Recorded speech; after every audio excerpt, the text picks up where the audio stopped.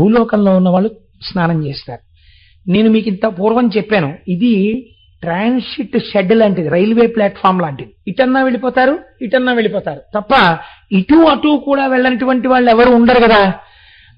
ఎవరో వెనకటికి వెర్రివాడు రైల్వే స్టేషన్కి వెళ్ళి ఇటు నుంచి అటు పోయే రైలు ఏమైనా ఉందా అండి, ఒక గంటలో ఉన్నాయి. ఏం లేదు, ఒక గంట వరకు. పోనీ అట్నుంచి ఇటు పోయే రైలు ఉందా, ఒక గంటలో ఉన్నాయి. ఇటు నుంచి ఇటన్నా పోతారు, ఇటు నుంచి ఇటన్నా పోతారు. ఇటు పోయేందుకు గంటలో రైలు లేదా, ఇటు లేదా అన్నాడు. అంటే ఇటు లేదు అటు లేదు, అదేమిటి ఎటెడతావు నువ్వు అన్నాడు. ఎటు వెళ్ళని పట్టాలు దాడుతాను అన్నాడు. అటు అతి జాగ్రత్త. అలా భూలోకంలో ఉన్నటువంటి వాళ్ళు పుణ్యం చేసుకుని పైకన్నా వెళ్ళిపోవాలి, పాపం చేసుకుని కిందకన్నా వెళ్ళిపోవాలి పాతాళానికి. ఈ భూలోకం మీ ఉపాసనకు స్థానము, కర్మక్షేత్రం భూమి. అందుకే ఇన్ని నదీ నదములు, ఇన్ని దేవాలయాలు అన్నీ ఇక్కడ ఉంటాయి. భగవంతుని యొక్క అనుగ్రహము, భగవంతుని యొక్క కారుణ్యము ఇంత వశుడైపోయేటట్టుగా ఉంటాయా? అసలు ఇలా కూడా భగవంతుడి యొక్క అనుగ్రహం ఉంటుందా? ఇంతగా భగవంతుడు లొంగిపోతాడా అని మనం ముక్కు మీద వేలు వేసుకుని వినవలసినటువంటి ఒక ఆశ్చర్యకరమైన సంఘటన రేపటి రోజున వివరణ చేస్తాను. ఎందుకు అలా అనవలసి వచ్చిందంటే, ఇప్పుడు నేను ఈశ్వరుడి కారుణ్యమునకు ఇదే గొప్పది అన్నాను. కాదు, అంతకన్నా గొప్పది ఇంకోటి ఉంది, అందుకని అది రేపు చెప్పవలసి వస్తుంది. ఒకటి ఈశ్వర కారుణ్యమునకు హద్దు లేదని చూపించే వాటిలో గంగావతరణం ఒకటి. కానీ అది పరమ పవిత్రమైనటువంటి ఆఖ్యానం. మీరు రామాయణంలో విన్నారు, సగర చక్రవర్తి యొక్క కుమారులు ఉద్ధతితో ప్రవర్తించి కపిల మహర్షి తపస్సు చేసుకుంటున్నటువంటి ప్రదేశానికి వెళ్ళి తమ యాగాశ్వం అక్కడ కనపడింది అని, అక్కడ గుర్రం కనపడింది కాబట్టి ఆయనే దొంగ అని ఒక నిర్ణయానికి వచ్చేసి చేతికి దొరికిన కట్టెలు, కర్రలు మొదలైనవి పట్టుకుని ఆయన నింద చేస్తూ ఆయన మీదకి పరిగెత్తారు. మహాపురుష సంకల్పం ఒక్కటి చాలు నాశనం చేసేయడానికి. అది చాలా భయంకరంగా ఉంటుంది. ఆ కావ్యకంఠ గణపతి ముని నాసిక్లో తపస్సు చేసుకుంటున్నటువంటి సమయంలో ఆ ఆలయపు అర్చకుడు ఆయన మీద దొంగతనాన్ని అంటకట్టి ఆయన్ని కొట్టాడు. కొడితే ఆయన ఏం అనలేదు. ఆయన్ని తిట్టాడు, తిట్టరాని తిట్లు తిట్టాడు. ఆయన ఏం అనలేదు. జుత్తు పట్టుకుని ఈడ్చుకొచ్చాడు గుళ్ళోంచి బయటికి, తపస్సు చేసుకుంటున్న వారిని ఈడ్చుకొచ్చి 10 మంది మధ్యలో పారేసి కొట్టి, వీడే ఈ దొంగతనం చేశాడు, ఆలయంలో ఉన్న సొత్తు ఎత్తుకుపోయాడు నిన్న రాత్రి అని ఆయన మీద ఫిర్యాదు పెట్టాడు. ఈలోగా పోలీసులు ఆ సొత్తుని అమ్ముతున్న అసలు దొంగని పట్టుకుని తీసుకొచ్చి గుళ్ళో ఆ సామాన్ ఇచ్చేశారు. ఇంతసేపు నిగ్రహం పెట్టినటువంటి కావ్యకంఠ గణపతి ముని పూర్వం ఆయన్ని ఆ నాసిక్ పట్టణంలోనే చాలా మర్యాదతో గౌరవించినటువంటి ఒక ఉన్నత కుటుంబీకుడు వచ్చి, మిమ్మల్ని అంత కొడుతుంటే కనీసం నేను చెయ్యలేదు దొంగతనం, ఎందుకనలేదు అన్నారు. అంటే ఆయన అన్నారు, ఇంత పనికిమాలిన మాటలు నన్నంటూ నిందారోపణ చేశాడు కనుక కొద్ది కాలములోనే ఈ నాసిక్ పట్టణమునందు గొప్ప గొప్ప ప్రకృతి వైపరీత్యములు పుట్టుగాక అని శాపవచనం విడిచిపెట్టారు. నిజంగా అలా జరిగిందండి. నాసిక్లో ఒకప్పుడు భయంకరమైనటువంటి భూకంపం వచ్చేసింది. కాబట్టి మహాత్ముల యొక్క శక్తి ఎక్కడుంటుంది అంటే, వాళ్ళకి ఇంకా ధనస్సు, బాణాలు ఇవన్నీ వాళ్ళకి అక్కర్లేదు. వాళ్ళ నోటి వాక్కే శక్తి. అది పిడుగు కన్నా ప్రమాదకరం. ఒక్క వాక్యాన్ని విడిచిపెట్టేశారనుకోండి, అంతే, ఇంకా అలా ఉండిపోతుంది. మీకు నేను ఒక ఉదాహరణ చూపిస్తాను. జగద్గురువులై ఆర్షధర్మ ప్రతిష్టాపన చేసి వేద విరుద్ధమైన వాదనలను ఖండించి అద్వైత తత్వాన్ని బోధ చేసి మన లోకానికంతటికీ కూడా ఇంత భక్తి సామాగ్రిని పంచిపెట్టినటువంటి శంకర భగవత్పాదులు కేరళలో వాళ్ళ అమ్మగారు శరీరం విడిచినప్పుడు జరిగినటువంటి ఒక దారుణమైన సంఘటన చేత కోపమును చెంది శంకరాచార్యులు వారు కోపాన్ని పొందిన సందర్భం ఇంకోట్లేదు. తాను పుట్టినటువంటి ప్రదేశంలో, అటువంటి కేరళ రాష్ట్రంలో సనాతన ధర్మమును ప్రబోధము చేసేటటువంటి పీఠము ఉండకుండుగాక అని శాపం ఇచ్చారు. వారు పుట్టిన దేశంలో కేరళలో పీఠం లేదు, కర్ణాటకలో శారదా పీఠం ఉంది. మీరు చూడండి, మహాత్ముల మాటలు ఉత్తినిపోవు. కనుక కపిల మహర్షి కళ్ళు తెరిచి చూశారు, ఏమిటి కేకలేమిటి, అల్లరేమిటి అని. మీదకొచ్చి పడుతున్నారు సగరులు. వెంటనే ఆయన కోపాన్ని పొంది ఒక్కసారి చూసి హుం అన్నారు. అంతే, వారిలోంచి పుట్టినటువంటి కోపము అగ్నిహోత్రంగా మారింది. ఎక్కడ ఉన్న వాళ్ళు అక్కడే 60,000 మంది బూది కుప్పలై పడిపోయారు. అంశుమంతుడు చూశాడు. చూసి వాళ్ళకి జలతర్పణ చేద్దామని గబగబా వెళ్ళి నీళ్లు పట్టుకొస్తున్నాడు. పట్టుకొస్తుంటే గరుత్మంతుడు అన్నాడు, ఇలా మహాత్ముల యొక్క క్రోధాగ్ని చేత ఎవరు మరణిస్తారో వాళ్ళని ఉద్ధరించడానికి సామాన్యమైనటువంటి జలములకు అధికారము లేదు. ఈ నీటిని విడిచిపెడితే, సామాన్యంగా ప్రాణాన్ని విడిచిపెట్టిన వాడైతే జలతర్పణ అందుతుంది వాడికి. కానీ వీళ్ళు ఒక మహాత్ముని యొక్క క్రోధాగ్ని చేత మరణించారు కాబట్టి వీళ్ళకి నువ్వు ఇచ్చే జలతర్పణలో అందవు. వీళ్ళు ఊర్ధ్వలోకాల్ని పొందరు. వీళ్ళు ఇలాగే ఉగ్రత్వమును పొంది తిరుగుతూ ఉంటారు. వీళ్ళ భస్మరాసులు తడవాలంటే ఆకాశము నుండి గంగ భూమి మీదకి ప్రవహించాలి. ఎక్కడ పడున్నారు వీళ్ళు? పాతాళలోకంలో పడున్నారు. ఎక్కడి స్వర్గలోకం, ఎక్కడి పాతాళలోకం? పాతాళానికి గంగ ప్రవహించాలి. ప్రవహించి వచ్చి ఈ బూది కుప్పల మించి ప్రవహించాలి. ప్రవహిస్తే అప్పుడు వీళ్ళకి జలతర్పణలైనట్లుగా భావింపబడి వీళ్ళ దాహం తీరి, వ్యగ్రత తీరి వీళ్ళు ఉన్నత లోకాల్ని పొందుతారు. కాబట్టి నువ్వు ఈ నీటితో జలతర్పణ చెయ్యకు అన్నాడు. దీనికోసం బెంగ పెట్టుకున్నారండి ఇక్ష్వాకు వంశంలో. నాకు తెలిసి ఇక్ష్వాకు వంశంలో ధరింపచేసేవాడు లేక కొన్ని తరాల పాటు అలా పడిపోయినటువంటి సందర్భం ఏదైనా ఉంటే ఒక్క సగర చక్రవర్తి బిడ్డల వల్లే ఉంది. ఇలా పడిపోయి ఉండిపోతే తర్వాత దిలీపుడు వెళ్ళిపోయాడు, సగరుడు వెళ్ళిపోయాడు చాలా కష్టపడి ప్రయత్నం చేసి, అంశుమంతుడు వెళ్ళిపోయాడు, దిలీపుడు వెళ్ళిపోయాడు, భగీరథుడు వచ్చేశాడు. వీళ్ళు అలాగే ఉన్నారు. వీళ్ళకి జలతర్పణలు లేవు, వీళ్ళకి పితృకార్యాలు లేవు, వీళ్ళు ఉద్ధరింపబడే మార్గం లేదు. అలా పడిపోయి ఉన్నప్పుడు భగీరథ ప్రయత్నము అని మనకు ఒక మాట వచ్చింది. ఆ భగీరథ ప్రయత్నం ఎక్కడ ప్రారంభమైంది అంటే, సాధారణంగా లోకంలో ఒక మాట ఉంటుంది, అసంభవము, ఇది జరగదు. అసంభవములు ఎప్పుడు సంభవములవుతాయి? పట్టుదల కలిగినటువంటి వాడి సంకల్ప బలం చేత, వాడికున్న పరమేశ్వర భక్తి చేత అసంభవములు సంభవములే అవుతాయి. కాబట్టి ఇప్పుడు ఆయన తపస్సు చేయడానికి బయలుదేరాడు. తపస్సు చేయడానికి బయలుదేరినటువంటి వాడు ఎక్కడ పరిపాలన చేస్తున్నాడండి? అయోధ్యలో పరిపాలన చేస్తున్నాడు. అయోధ్యకి దగ్గరలో ఎన్ని గొప్ప గొప్ప పట్టణాలున్నాయి. కాశీ మొదలైన పట్టణాలన్నీ ఉత్తర భారతదేశంలో ఉన్నాయి. ఆయన ఆ పట్టణాల్లో తపస్సు చెయ్యలేదు. ఎక్కడ చేశాడంటే దక్షిణ భారతదేశానికి వచ్చి గోకర్ణంలో తపస్సు మొదలుపెట్టాడు. గోకర్ణంలో తపస్సు ఎందుకు చెయ్యాలి? మనకి ఒక ప్రశ్న మీరు వేసుకుని జవాబు కోసం ప్రయత్నం చెయ్యకపోతే మీకు ఎప్పటికీ దాని యొక్క వైభవం అందదు. మీరు గంగావతరణము అని చదివేటప్పుడు గోకర్ణంలో తపస్సు చేశాడు అని మీరు చదివేశారనుకోండి, నేను దోషము అని అన్నాను, కానీ గోకర్ణంలో ఎందుకు చెయ్యాలి? ఇప్పుడు నిన్నటి రోజున సుబ్రహ్మణ్యేశ్వర స్వామి వారి కళ్యాణం చేస్తే అక్కడ ఎందుకు చేశావు అంటే ఏదో ప్రాతిపదిక ఉండాలి కదండి. 400 మంది గృహస్థులు, మిగిలిన కొన్ని వేల మంది కూర్చుని చూడ్డానికి ఈ ప్రాంతం ఇరుకవుతోంది. అలా పెట్టుకుంటే బాగుంటుంది. ఏదో ఒక ఆలోచన లేకుండా ఉత్తిని అక్కడ వెయ్యరు కదా తీసుకెళ్ళి, అది దిక్కు సరిపోతుందా, అలా పెట్టచ్చా, భూశుద్ధికి ఏం చెయ్యాలి, ఇవన్నీ ఆలోచనలు ఉంటాయి, అవి అమలు చేస్తాం. అలా గోకర్ణానికే ఎందుకు వెళ్ళాలి? గోకర్ణానికి ఏమైనా ప్రత్యేకత ఉన్నదా అంటే గోకర్ణమునకు ఒక ప్రత్యేకత ఖచ్చితముగా ఉన్నది. ఏమిటో తెలుసా అండి గోకర్ణానికి ఉన్న ప్రత్యేకత?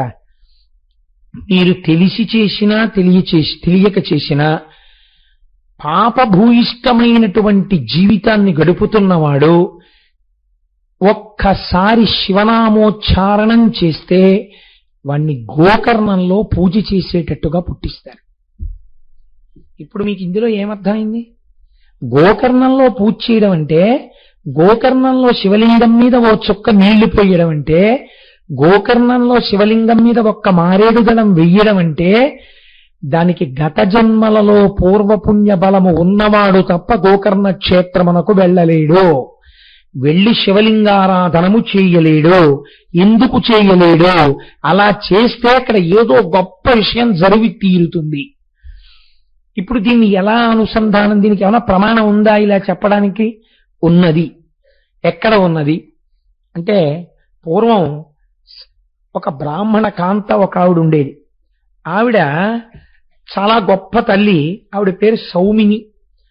ఆవిడ ఒక బ్రాహ్మణుడికి ఇచ్చి వివాహం చేశాడు తండ్రి గారు. ఇద్దరూ కలిసి సంతోషంగా జీవితం గడుపుతున్నారు. కానీ దురదృష్టవశాత్తు పెళ్ళైన కొద్ది నెలలకే భర్త విగత జీవుడయ్యాడు. ఆవిడికి వైధవ్యం సంప్రాప్తించింది. బహుసౌందర్య రాశి, విశేషించి ఆ భర్త లేడు. దీని చేత పురుషులు ఈవిడిని తమ వలలో వేసుకునే ప్రయత్నం చేశారు. అదొక దురదృష్టకరమైన సంఘటన. నేను దాని గురించి పెద్ద విశేషంగా విపులీకరించక్కర్లేదు. అందులో ఆవిడ ఒక్కరి దోషమే ఉందని నేను అనుకోను. ఖచ్చితంగా ప్రపంచం కూడా అలా ఉంటుంది. కాబట్టి ఈవిడ ఒక బలహీనమైన క్షణంలో ఒకరికి వశురాలైంది.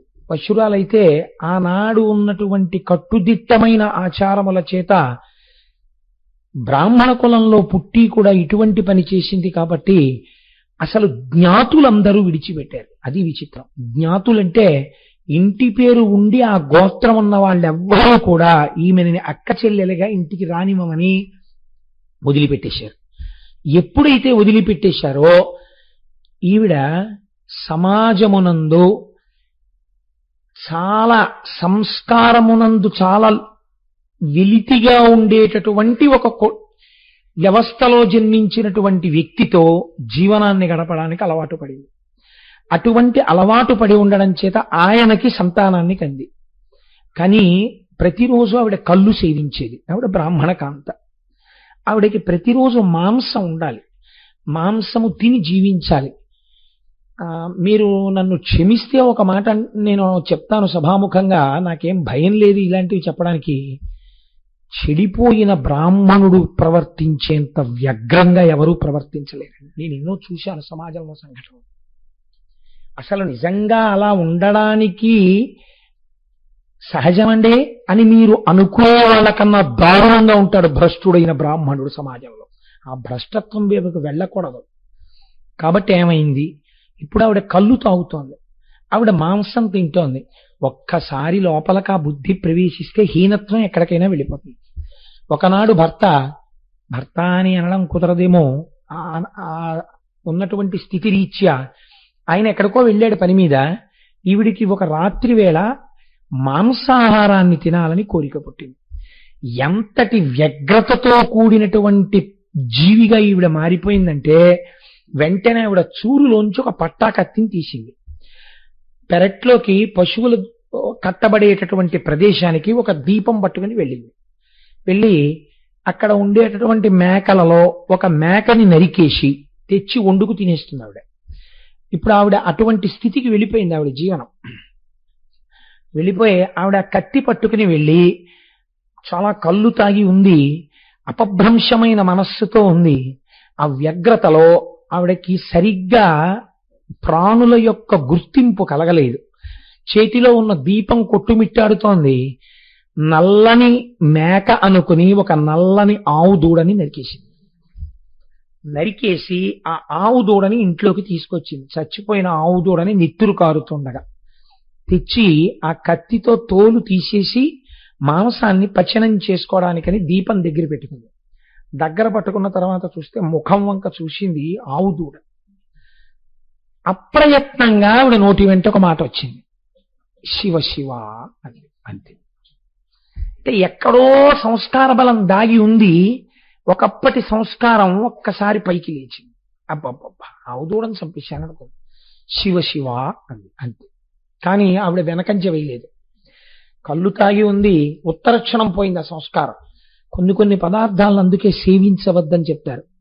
ఒక కొత్త సంస్కారం ప్రారంభమవుతుంది మనిషిలోంచి, వ్యగ్రతతో కూడిన సంస్కారం. దాన్ని మీరు స్థిరపరచుకోకూడదు.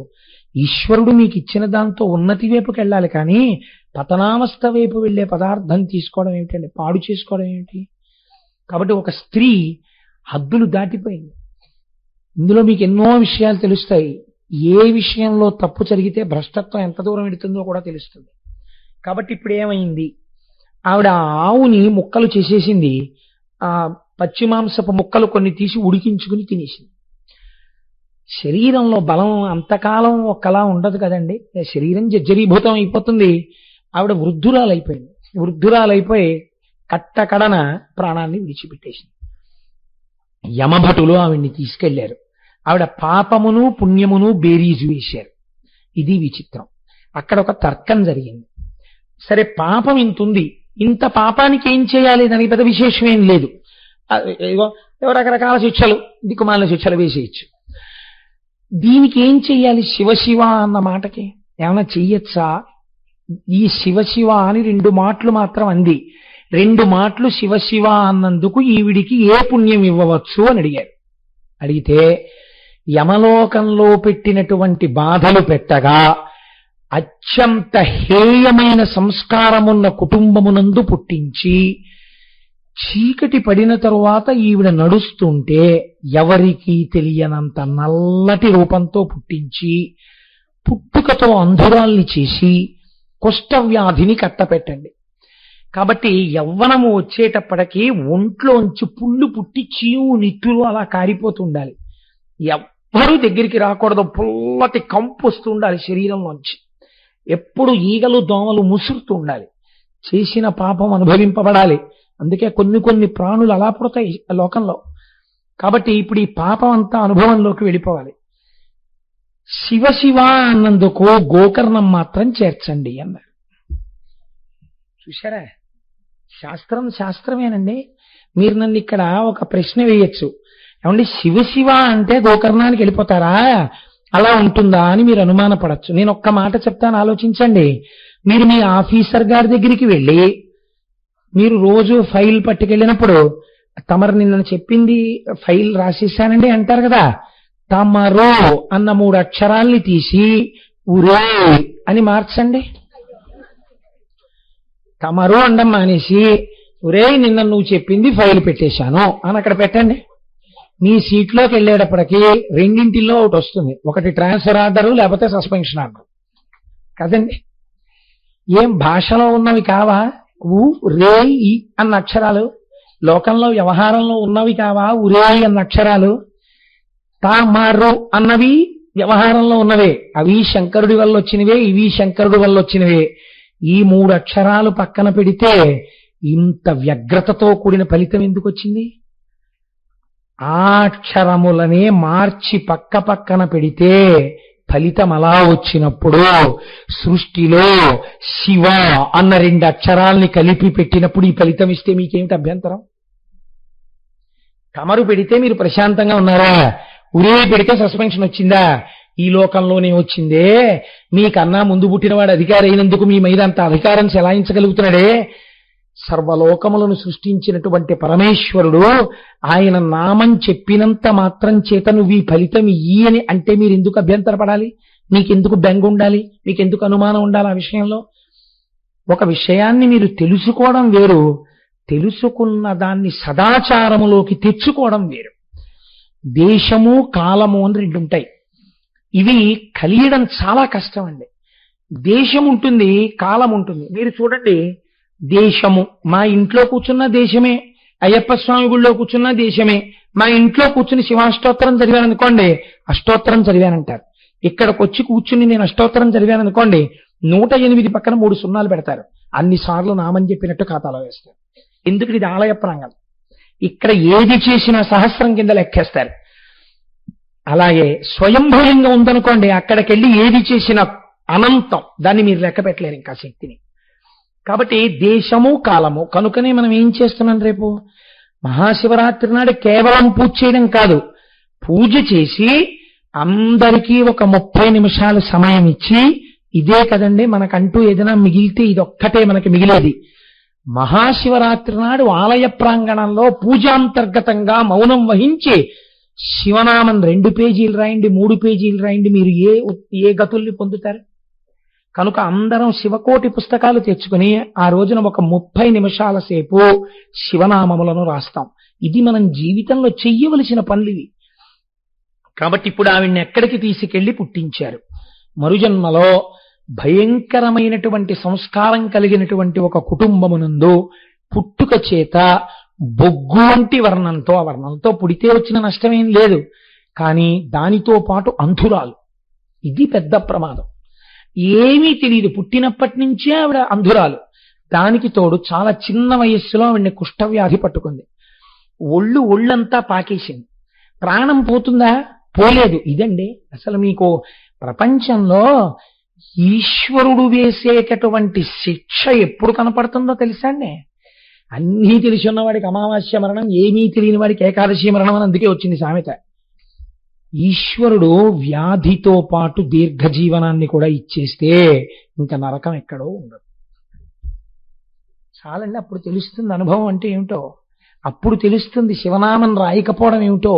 అప్పుడు తెలుస్తుంది భగవత్ కథ వినకపోవడం అంటే ఏమిటో. అప్పుడు తెలుస్తుంది ఒక దేవాలయానికి వెళ్ళకపోవడం అంటే ఏమిటో. ఎవరు ఉద్ధారకులు అనుకున్నామో వాళ్ళు ఈ మధ్య కాలంలో రిపీటెడ్ గా పేపర్స్ లో వస్తుంటే అసలు ఈ సంస్కారం ఎట్టిపోతోంది అనిపిస్తోంది. ఇంకా ఈవిడ ఎక్కువ కాలం బతకదని హాస్పిటల్లో డిశ్చార్జ్ చేసేస్తే, నేను ఒక వారం క్రితం పేపర్లో చదివాను, తీసుకొచ్చి ఆవిడికి అంత్యేష్టి సంస్కారం చేసేశారు.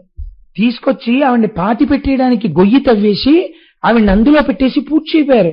ఒక పేపర్లో వచ్చిందండి, నేను అబద్ధం ఆడలేదు. పూర్తి చేయబోతుంటే పక్కన ఇంకో శవాన్ని పాతి పెట్టడానికి వచ్చిన వాళ్ళు చూశారు. చూసి అదేటాడు మూలుగుతోంది, కొంచెం ఊపిరుంది, అదేమిటి పాతి పెట్టేస్తున్నారన్నారు. హాస్పిటల్ వాళ్ళు ఇంకొండదు, తీసుకెళ్ళిపోమన్నారండి. మాకు 2 గదులు, ఇల్లు లేదు, తీసుకెళ్ళి ఎక్కడ పెట్టుకోవడం కుదరదు, ఎలాగో చచ్చిపోతుంది కదా. ఇప్పుడు ఆవిడకి ఏం తెలిసి ఏమిటి? ఎలాగో స్పృహ తప్పిపోయింది, ఓ మాట్లాడదు, ఓ తాగదు, ఎందుకు అందుకని చేసేద్దామని చేసేస్తున్నామండి, ఈ గొడవ మేము పడలే ఉన్నారు. అంటే వాళ్ళు హడిలిపోయి పక్క వాళ్ళు ఇంత హేయమైన పని ఏమిటని ఆవిడ్ని రక్షించి తీసుకెళ్ళమంటే, అప్పుడు వాళ్ళ ఇంటికి అక్కడ ఉన్న వాళ్ళందరూ కలిసి డబ్బు పోగు చేశారండి. పోగు చేసి ఆవిడికి ఇచ్చారు. ఇచ్చి అమ్మ మీ ఇంటికి తీసుకెళ్ళండి, చచ్చిపోయే వరకు ఉంచుకోండి అంటే చచ్చిపోయాక తీసుకొచ్చి సమాధి చేశారు. ఏ విషయం అనుకోండి. బట్ ఎటు వెళ్ళిపోతోంది సమాజం మీరు ఆలోచించండి. ఏమిటి ఇది ఇవాళ ఉన్నట్టు ఉంటుంది అనుకుంటున్నారా? నేను మొన్న పేపర్లో చదివి ఆశ్చర్యపోయాను.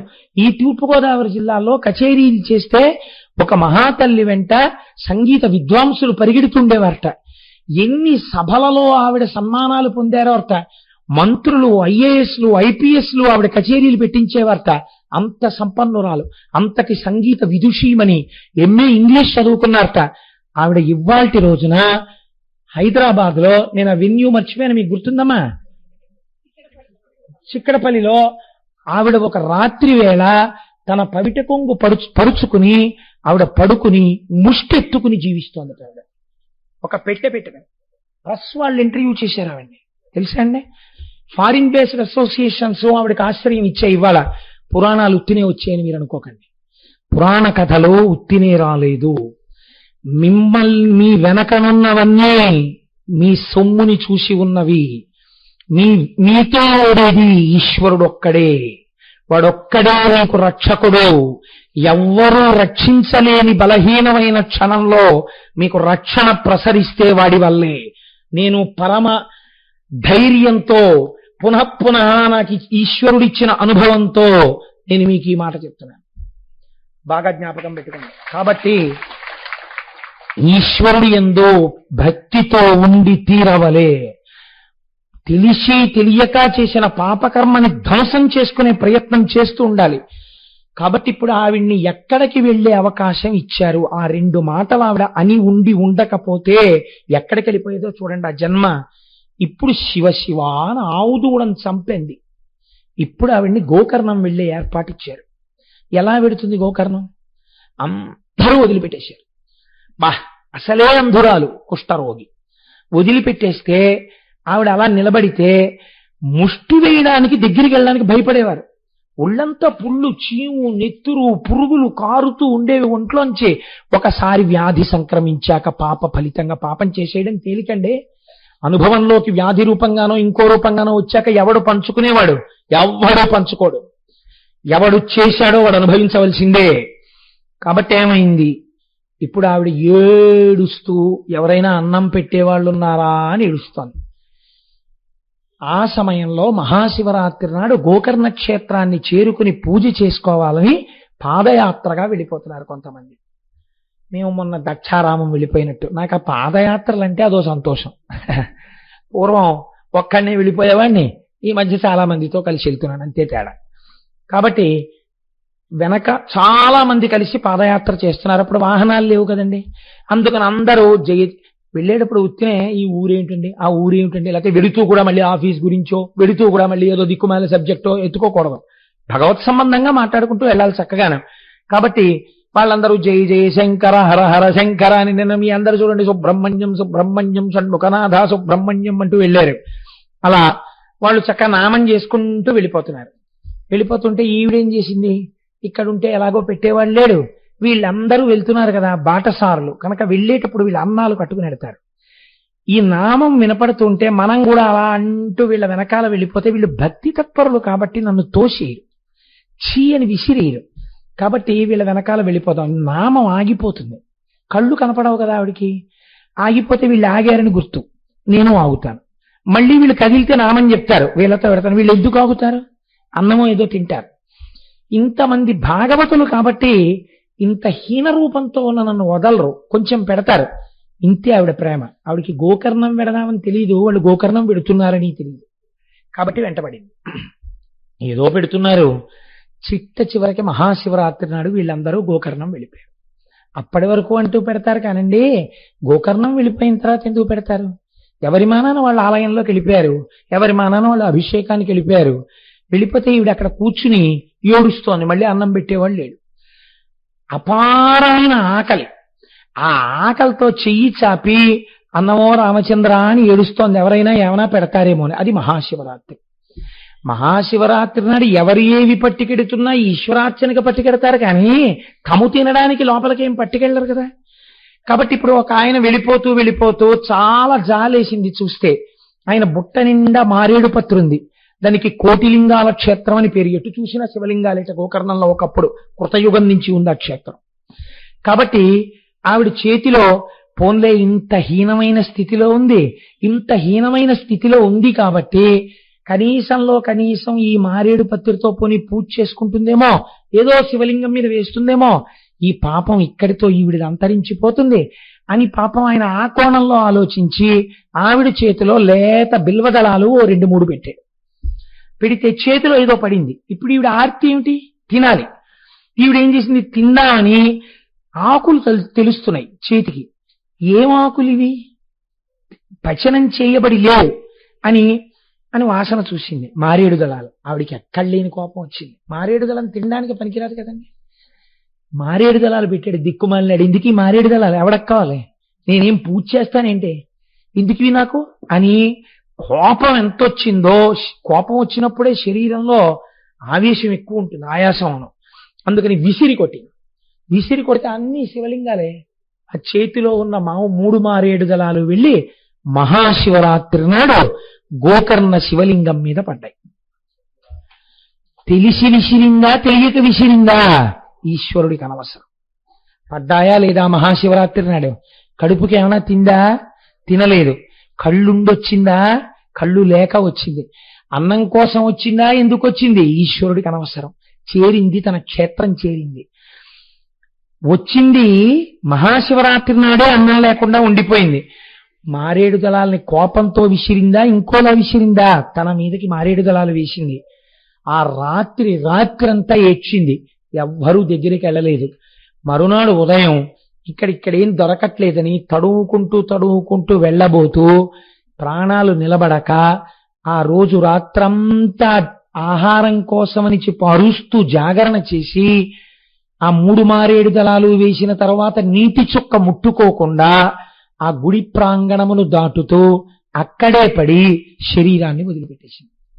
ఆవిడికి ఈశ్వరుడు మోక్షం ఇచ్చేశాడు.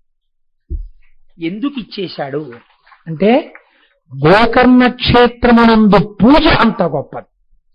ఒక్కొక్క క్షేత్రమునందు ఒక్కొక్క పూజ ఉంటుందండి. ఎందుకని అంటే గోకర్ణమునందున్నటువంటి ఈశ్వరుడి పేరు మహాబలేశ్వరుడు.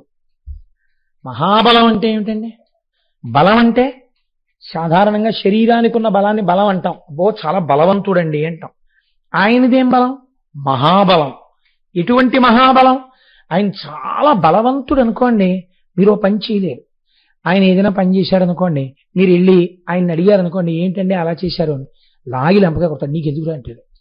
కాబట్టి మహాబలం వాడి దగ్గరికి వెళ్ళి మీరు ఇలా ఎందుకు చేశారని మీరు అడగలేరు కదండి. అసలు ముందు చాలా బలవంతుడు అనేటప్పటికీ రాక్షసుల దగ్గరికి ఎవడో ఎందుకు వెళ్ళలేదు, దేవతలు కూడా ఎందుకు ఊడిగం చేశారు ఆ బలం చూసే. ఈయనెవరు? మహాబలేశ్వరుడు, మహాబలమున్నటువంటి ఈశ్వరుడు, జగన్నియామకుడు. కాబట్టి ఇప్పుడు ఆయన ఏం చేస్తాడు? శివనామము చెప్పిన వాళ్ళని గోకర్ణం తీసుకెడతాడు. ఇప్పుడు గోకర్ణం తీసుకెళ్ళి గోకర్ణంలో పూజ చేస్తే అది తెలిసి చేశావా, తెలియక చేశావా, కోపంతో చేశావా, వ్యగ్రతతో చేశావా, హాస్యానికి చేశావా అనవసరం. చేసిన పూజని అడ్డుపెట్టి తను ఏదైనా ఇచ్చేస్తాడు. అలా ఇవ్వడంలో ఆయనని మీరు ఇలా ఈ మాత్రం దానికి ఎందుకు ఇచ్చావని మీరు అడగలేరు. ఎందుకు అడగలేరు? ఆయన సర్వజగన్నియామకుడు. అంత మంగళప్రదమైన క్షేత్రము గోకర్ణము. చంద్రశేఖర పరమాచార్య స్వామి వారి జీవితంలో నేను ఒకసారి చదివి ఆశ్చర్యపోయా. 104 జ్వరం వస్తే చంద్రశేఖర పరమాచార్య స్వామి వారు తలస్నానం చేసి పంచాక్షరి చేసుకుంటూ కూర్చునేవారు. నాకు ఒక అద్భుతమైన అవకాశం వచ్చింది కాబట్టి కార్యక్రమాలన్నీ రద్దయిపోయి నేను తపస్సు చేసుకుంటున్నాను అనేవారు. ఏమిటి తపస్సు అంటే 104 జ్వరం, పద్మాసనం వేసుకుని పంచాక్షరి. ఎందుకండి అలాగా అంటే అనేవారు, పూర్వకాలంలో పంచాగ్నిహోత్రముల మధ్య తపస్సు ఉంది, ఇప్పుడు లేదుగా. లోపల ఇంత తపించిపోతుంటే పంచాగ్నిహోత్రములు ఉన్నట్టేగా. జ్వరమన్నది తెలియకుండా అసలు జ్వరమన్న దాన్ని మర్చిపోయి అంతర్ముఖుడనైపోయి శివారాధన చేస్తే ఇప్పుడు నేను పంచాగ్నిహోత్ర తపస్సు చేసినట్టే. కాబట్టి ఈశ్వరుడు నాకు ఎంత గొప్ప వరం ఇచ్చాడు, 104 జ్వరం, కాబట్టి తపస్సు చేస్తానండి. మహాత్ముల యొక్క జీవన స్థితి అలా ఉంటుందండి. మనం అయితే దీపం ఇలా తిప్పాలా, ఇలా తిప్పాలా, దిక్కుమాలిన అనుమానాలు ఎప్పుడూ అవి. అసలు ఆ స్థాయిలో ఆలోచనే రాదు మనకి. ఎప్పుడూ నిర్మాణాలతోనే జీవితాలు అయిపోతుంటాయి. కాబట్టి ఊర్ధ్వబాహు పంచతప మాసాహారో, నెలకొక్కసారి ఆహారం. జితేంద్రియ, ఇంద్రియములను గెలిచాడు. ఇంద్రియములను గెలవడం అంటే నేను తరచు చెప్తుంటాను, ఇంద్రియములను గెలవడానికి ఇంద్రియాలని నొక్కి పట్టడానికి తేడా ఉంది. ఇంద్రియాలని నొక్కి పడితే అవి ఎప్పుడో అప్పుడు కాటేసేస్తాయి. ఇంద్రియాలని గెలవడం అంటే ఏమిటో తెలుసా అండి? ఏ ఇంద్రియములు ఆయా పదార్థములను చూసినప్పుడు లౌల్యములకు గురవుతాయో ఆ పదార్థము తన ఎదురుగుండా కనపడినా ఆ ఇంద్రియము లౌల్యమునకు గురి కాకపోవుట. 3 రోజులు అన్నం తినకపోయినా ఆయన ఎదురుగుండా ఒక ఆయన భోజనం చేస్తుంటే పరమ సంతోషంగా అలా కూర్చుని ఉండగలగాలి తప్ప చూడు ఎలా తింటున్నాడో నాకు పెట్టట్లేదు అనగలిగి ఉండాలి. అప్పుడు రసేంద్రియమును గెలిచాడు. ఆయన అంతా తినేసి విస్తట్లో ఇలా ఊడ్చి ఓ ముద్ద చేతిలో పెట్టాడు అనుకోండి, ఈశ్వరానుగ్రహం అని చెప్పి తినేసి వెళ్ళిపోవాలి. అందుకే సన్యాసాశ్రమమును మన దేశంలో అంత గొప్పగా ఎందుకు చెప్తారో తెలుసా అండి? అన్నం పిలిచిపెట్టేటటువంటి తల్లిదండ్రుల్ని విడిచి లోకమంతటిని భవతి భిక్షాందేహి అన్నప్పుడల్లా కబళం వేసినటువంటి ప్రతి స్త్రీని తల్లిగా చూస్తూ వెళ్ళిపోగలిగినటువంటి స్థితికి వెళ్ళిపోతాడు సన్యాసి. అలా భవతి భిక్షాందేహి అంటూ తిని అందరినీ తల్లులుగా చూస్తారు కాబట్టి అంత పవిత్రమూర్తిగా సన్యాసిని ఈ దేశం చూసింది.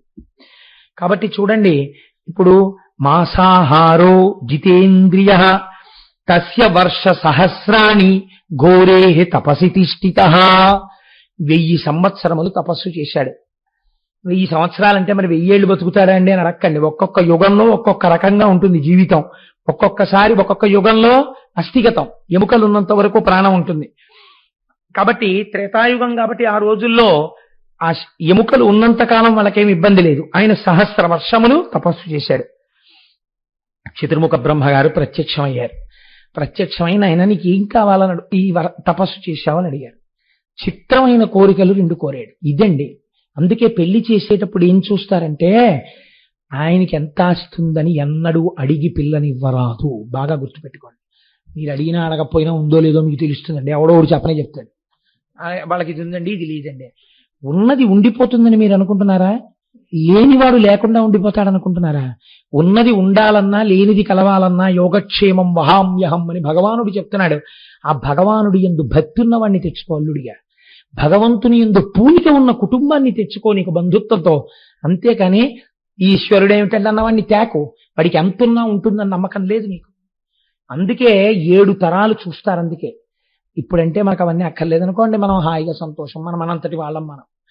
కానీ 7 తరాలు ఎందుకు చూసేవారంటే ఈ వెనకాతల ఎక్కడైనా ఒక మహాత్ముడు ఉన్నాడా 7 తరాల్లో అని చూస్తారు. ఆయన ఉన్నాడనుకోండి మీకు చాలా గట్టెక్కిపోతాయి. ఎందుకు గట్టెక్కిపోతాయో మీరు చూడండి. ఇది మీకు నేర్పుతుందండి లోకం. భగీరథుణ్ణి బ్రహ్మగారు అడిగారు, నీకేం కావాలని అడిగారు. ఆయన 2 కోరాడు. ఆయనకి పిల్లలు లేక కాదు. ఆయన అన్నాడు, ఇక్ష్వాకు వంశమునందు కుమారులు జన్మేపకపోవుట అన్నది ఉండకుండుగాక, అవిచ్ఛిన్నముగా వంశము జరుగుగాక. ఇప్పుడు ఇక్ష్వాకు వంశం ఆగిపోవడం అన్నది ఉంటుందా? ఆయన అడిగాడు వరం. ఆ వంశంలో ఉన్న వాళ్ళందరికీ హాయే, ఇంకా చక్కగా కొడుకులు పుట్టేస్తుంటారు. వంశం లేకపోవడం అన్నది వాళ్ళకి లేదు. ఎందుకని? ముందు ఆయన ఉన్నాడు భగీరథుడు. 2 ఆయన అడిగిన వరం, నాకు ముందు తరాల్లో కొంతమంది బూడిద కుప్పలైపోయి ఉన్నారు, ఇలాంటి వాడు పుట్టకపోతే వాళ్ళకి సద్గతులు ఎక్కడున్నాయండి? ఆకాశగంగని పాతాళానికి విడిచిపెట్టు. ఇప్పుడు మీరు ఆలోచించండి, రాక్షస తపస్సుకి భగీరథ తపస్సుకి ఎంత తేడా ఉందో. ఘోరే ఇక్కడ ఆయనే వాడేశారు. శరీరమునందు ఘోర తపస్సు, సంకల్పమునందు పరమ పవిత్రమైన సంకల్పం. ఈ రెండిటిలో అంశుమంతుడికి అప్పటికప్పుడు పనికొచ్చేటటువంటి వరం ఏదీ లేదు. ఆయన తనని ఉద్ధరించుకోవడానికి ఏం కోరుకోలేదు. తన ముందున్న వాళ్ళను ఉద్ధరిస్తున్నాడు, తన తర్వాత వాళ్ళను ఉద్ధరిస్తున్నాడు. ఇది అలాంటి వాడెవరైనా ఉన్నాడా? వాడి మొహం చూసి ఈశ్వరుడు ఆ వంశం జోలికి వెళ్లకుండా ఉండేవాడు ఎవరైనా ఉన్నాడా? అలా పూజ చేసేవాడు అటువంటి భగవద్భక్తుడు ఉన్నాడా? నువ్వు చూడకుండా తెస్తే పాపాత్ములే పైనుంటే లేనిపోని ఇబ్బందులు ఆ తర్వాత ప్రారంభం కావచ్చు. ఎందుకు పడతావు లేనిపోని ఇబ్బంది? కాబట్టి భక్తికి పెద్దపీట వెయ్యడం నేర్చుకో వివాహమునందు.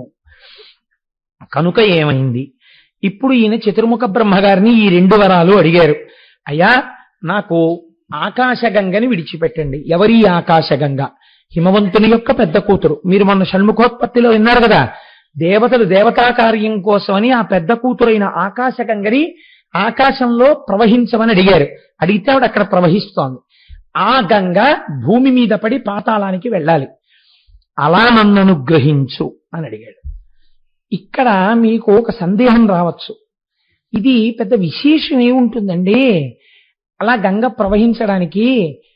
ఇప్పుడు పైనుంచి కింద పడడం గంగ జలానికి లక్షణం, కింద నుంచి పైకి వెళ్ళడం అగ్నిహోత్రానికి లక్షణం. ఈ 2 పరస్పర విరుద్ధం. మీరు ఒక దర్భని వెలిగించి ఇలా పట్టుకున్నారనుకోండి, అగ్ని పైకి ఎక్కుతుంది. గ్లాసులోంచి నీళ్లు పోసారనుకోండి, కిందకు పడతాయి. పైకెక్కదు నీరు, కిందకి పడదు అగ్ని. కాబట్టి ఏమైంది? ఇప్పుడు పైనుంచి నీళ్లు పోయడం పెద్ద విశేషమా? గంగా కింద పడిపో అంటే పడదా? కాదు. ఇందులో ఒక పెద్ద రహస్యం, మీరు చాలా జాగ్రత్తగా గమనించాలి దీన్ని. గంగ పవిత్రమే. ఎందుకు పవిత్రం? స్వర్గలోకంలో ప్రయాణిస్తోంది కాబట్టి. ఇప్పుడు గంగ భూమి మీద పడింది. భూమి భరించలేదు పక్కన పెట్టండి, ఈశ్వరానుగ్రహం కలిగితే భూమి ఎందుకు భరించదండి? భరిస్తుంది. భూమి భరించి వదిలింది గంగని. ఇప్పుడు ఎవరు స్నానం చేస్తారు ఆవిడ కిందకి రాగానే? భూలోకంలో ఉన్న వాళ్ళు స్నానం చేస్తారు. నేను మీకు ఇంత పూర్వం చెప్పాను, ఇది ట్రాన్సిట్ షెడ్ లాంటిది, రైల్వే ప్లాట్ఫామ్ లాంటిది. ఇటన్నా వెళ్ళిపోతారు, ఇటన్నా వెళ్ళిపోతారు తప్ప ఇటు అటు కూడా వెళ్ళనటువంటి వాళ్ళు ఎవరు ఉండరు కదా. ఎవరో వెనకటికి వెర్రివాడు రైల్వే స్టేషన్కి వెళ్ళి ఇటు నుంచి అటు పోయే రైలు ఏమైనా ఉందా అండి? 1 గంటలో ఉన్నాయి. ఏం లేదు, 1 గంట వరకు. పోనీ అట్నుంచి ఇటు పోయే రైలు ఉందా? 1 గంటలో ఉన్నాయి. ఇది ఇటు నుంచి ఇటన్నా పోతారు, ఇటు నుంచి ఇటన్నా పోతారు. ఇటు పోయేందుకు 1 గంటలో రైలు లేదా, ఇటు లేదా అన్నాడు. అంటే ఇటు లేదు అటు లేదు, అదేమిటి ఎటెడతావు నువ్వు అన్నాడు. ఎటు వెళ్ళని పట్టాలు దాడుతాను అన్నాడు. అటు అతి జాగ్రత్త. అలా భూలోకంలో ఉన్నటువంటి వాళ్ళు పుణ్యం చేసుకుని పైకన్నా వెళ్ళిపోవాలి, పాపం చేసుకుని కిందకన్నా వెళ్ళిపోవాలి పాతాళానికి. ఈ భూలోకం మీ ఉపాసనకు స్థానము, కర్మక్షేత్రం భూమి. అందుకే ఇన్ని నదీ నదములు, ఇన్ని దేవాలయాలు అన్ని ఇక్కడ ఉంటాయి. కానీ ఇప్పుడు ఈ భూమి మీదకి గంగ రాగానే ఎవరు స్నానం చేసేస్తారు? ముందు గబగబా పాపాలు ఉన్న వాళ్ళందరూ చేసేస్తారు. అక్కడ పుణ్యం ఉన్న వాళ్ళే ఉన్నారు, వాళ్ళు చేస్తే వచ్చే నష్టమేం లేదు. ఇంతకన్నా ప్రమాణం ఎక్కడ? పాతాళం. ఇక్కడ బాగా పాపం చేసిన వాళ్ళే ఆ కింద ఉన్నారు, వాళ్ళు స్నానం చేసేస్తారు. ఇప్పుడు ఇన్ని స్నానాలు అయ్యాక ఈ గంగ అక్కడికి వెళ్తుంది కదండి. నేను అన్నానని అనుకోకండి, అసలు గంగ శక్తి ఎక్కడి నుంచి వచ్చిందో గంగావతరణంలో మీరు విందురు గాని, ఇప్పుడు గంగ అక్కడ దాకా వెళ్ళిన తర్వాత ఇంత ఉద్ధతితో ఉన్న వాళ్ళని ఉద్ధరించగలిగినంత శక్తి నాలోంచి కూడా జారిపోయిందని అనుకోండి. ఏమిటి భగీరథుడు చేయవలసింది? ఇది చతుర్ముఖ బ్రహ్మగారి ఆలోచన. ఇది గోకర్ణ క్షేత్ర మహాత్యం. శంకరుడు అక్కడ అనుగ్రహిస్తున్నాడు, చతుర్ముఖ బ్రహ్మగారిలో దూరాడు. గభాలన నీళ్లు పడిపోతాయి అనకు. అలా అన్నావంటే భగీరథుడి కోరిక తీరదు. శివుడే బ్రహ్మగారి మేధస్సులో ప్రవేశించి ఒక మాట అనిపిస్తున్నాడు. ఏమని? గంగాయా పతనం రాజన్ పృథివీన సహిష్యతి తాం వై ధారయుతుం వీరనాన్యం పశ్యామి శూలినః. ఈ మాటల పొందిక మీరు అర్థం చేసుకోవాలి.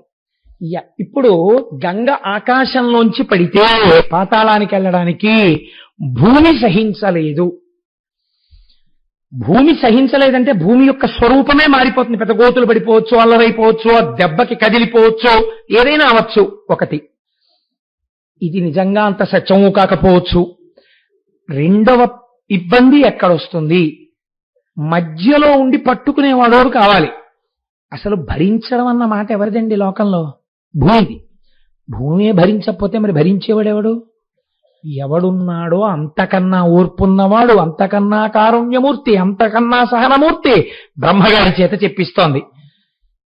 వీరనాన్యం, ఇంకెవ్వరూ లేరు, నాణ్య పంధాయనాయ విద్యతే అని చెప్పేసినట్టే చెప్పేస్తున్నాడు.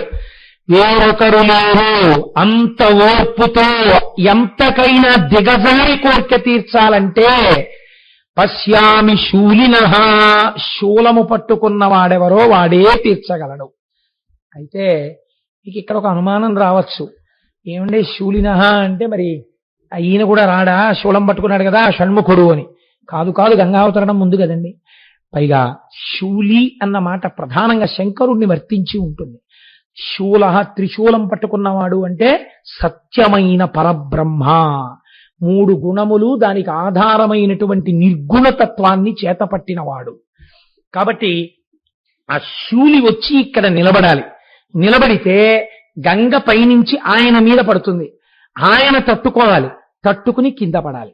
ఇందులో మీరు ఒక గమ్మత్తు గమనించాలి. ఎప్పుడైనా మీరు కొండల మించి నీరు పడే దగ్గరికి వెళ్ళి స్నానం చేశారనుకోండి, మొట్టమొదట స్నానం చేసిన వాళ్ళు ఏం చేస్తారో తెలుసండి? తెలియక వెళ్ళి నీటిధార కింద తలపెడతారు. నీటిధార కింద తలపెడితే ఏమవుతుందో తెలుసా అండి? మీరు ఆ తర్వాత అక్కడి నుంచి ఏ గుళ్ళోకో ఎక్కడికో బయలుదేరతారు. బయలుదేరగానే తలలో దడ దడ దడ దడ దడ దడ దడ దడ దడ దడ శబ్దం, చెవుల్లోకి నీరు వెళ్ళిపోయి నిలబడిపోయి మాట వినపడకుండా ఇలా అంటున్న కొద్దీ తడి నీటితో కూడిన ముద్దలు బయటికి వస్తాయి. కొండమించి పడే నీటి కింద స్నానం చేసేటప్పుడు తల పెట్టరాదు. చేతులు ఇలా అడ్డు పెట్టుకుని తల పెట్టాలి, లేకపోతే ఆ ఉద్ధతిని తల తట్టుకోలేదు. కాబట్టి ఇప్పుడు శంకరుడు ఎలా పెట్టాలండి? ఇలా పెట్టాలి కదా. ఇలా పెడితే ఏమవుతుంది? అంజలి ఘటించినట్టు అవుతుంది. శిరస్యంజలి మాధాయ, పైనున్నది గొప్పది, నేను కింద వాడిని. కాబట్టి గంగ పడేటప్పుడు నేను కూడా ఇలా అంజలి ఘటించి పెట్టాలి. అంటే తను తట్టుకోలేడు కదా. మన స్నానానికి ఆయన పట్టడానికి ఎంత తేడా వస్తుందో చూడండి.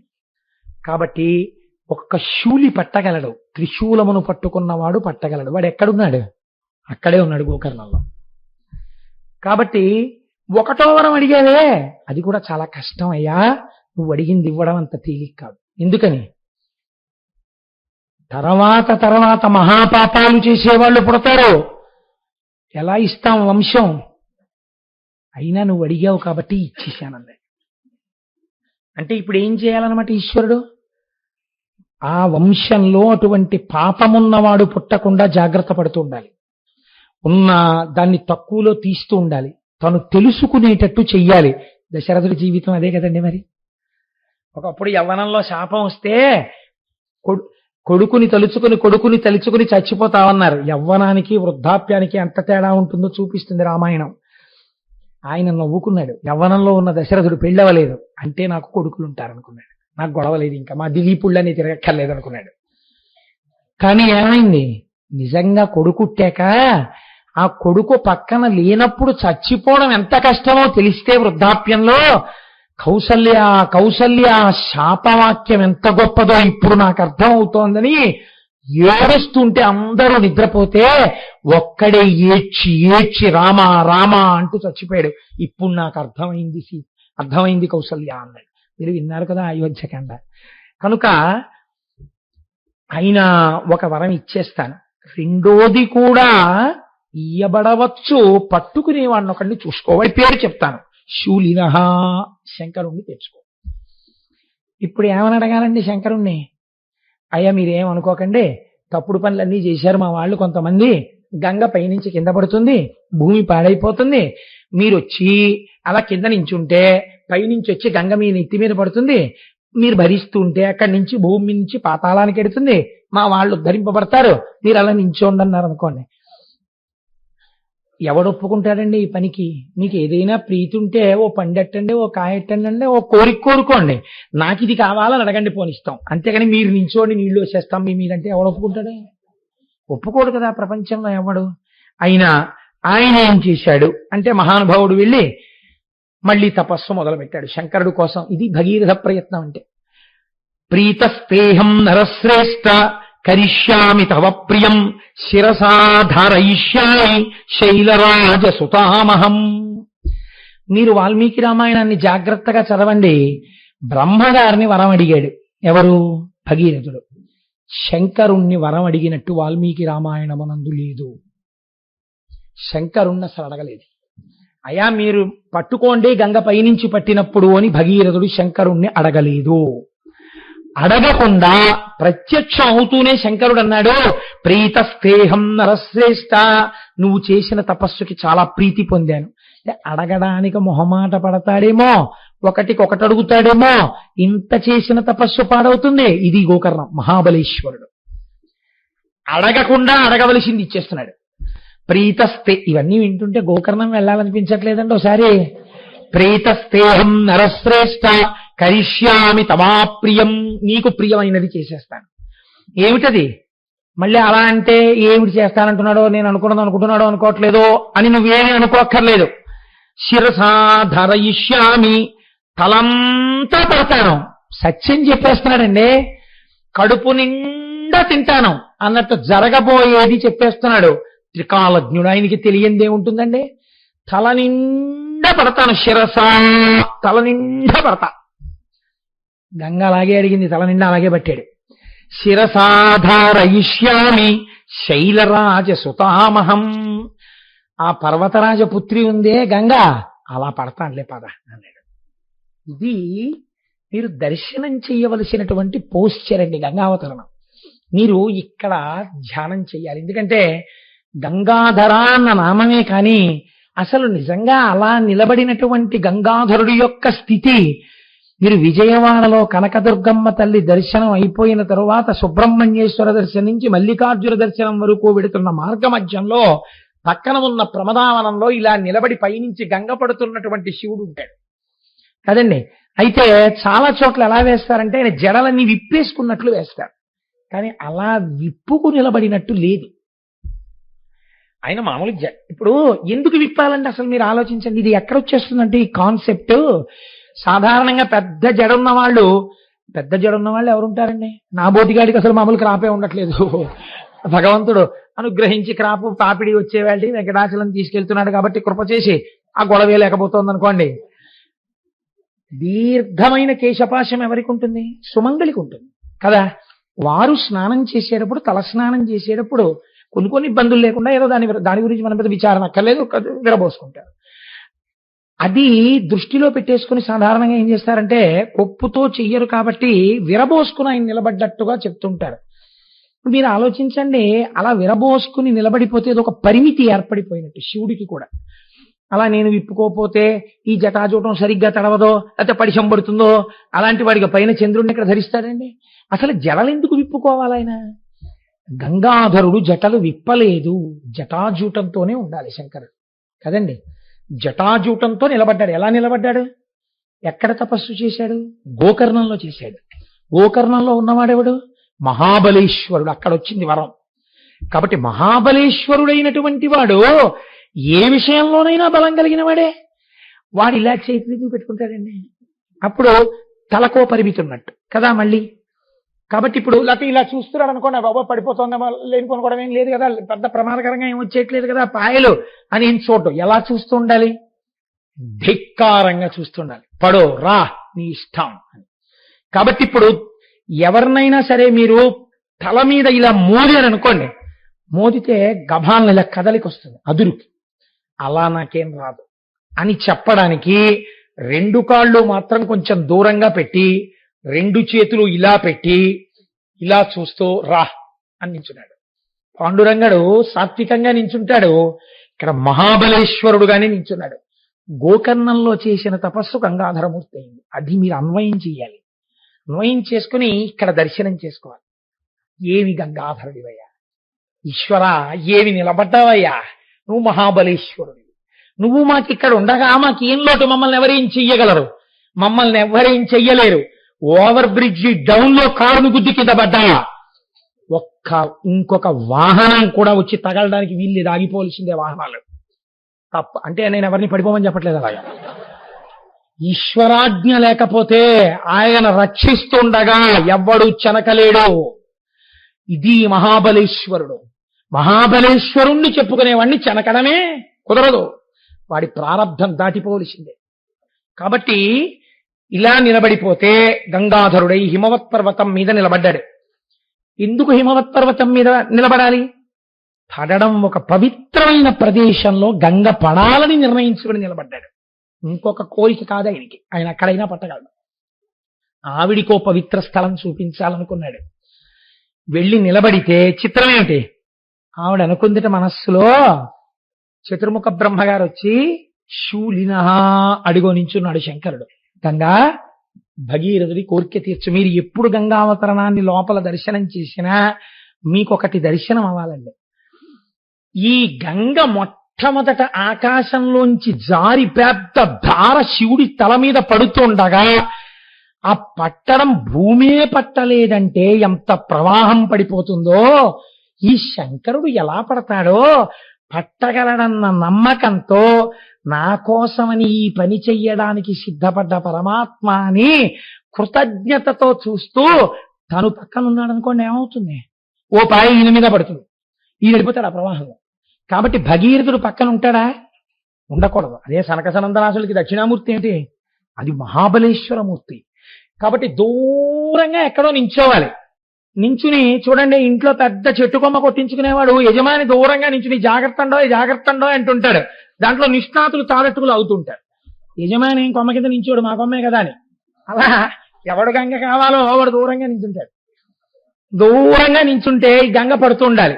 అమ్మ గంగ పడుతుంది, శివుడి మీద పడుతుంది, శివుడి మీద పడ్డాక భూమి మీద పడుతుంది, భూమి మీద పడ్డాక పాతాళానికి వెళ్ళాలి. పాతాళంలో బూది కుప్పలు ఎక్కడున్నాయో అక్కడ చోటు చూపించడానికి నేను రెడీగా ఉండాలి వాహనంతో. కాబట్టి గుర్రాలవి కట్టుకుని ఉన్నాడు. కింద పడితే పరిగెత్తుకుంటూ గుర్రం మీద వెళ్ళి ఆ రథం మీద వెళ్ళి దారి చూపిస్తాడు అనమాట గంగకి. ఆయన అలా దండం పెడుతూ కూర్చున్నాడు, దూరంగా నిలబడి ఉన్నాడు.